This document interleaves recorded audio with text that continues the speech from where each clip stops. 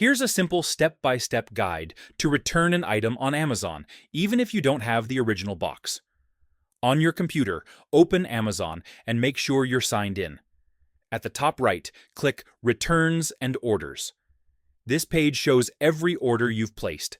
Find the item you want to return and click Return or Replace Items. Amazon will ask why you're returning it.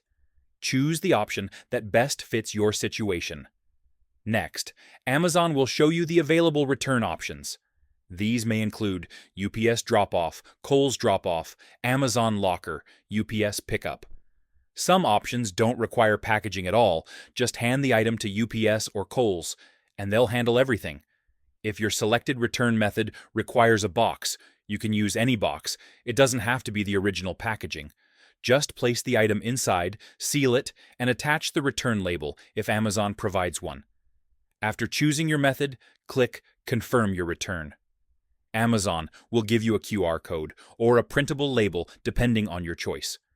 Bring the item to the selected drop-off location, show the QR code, and you're done. Most refunds are issued within a few hours after Amazon receives your item. Some returns even qualify for an instant refund. And that's it. That's how you return any Amazon item, with or without the original box.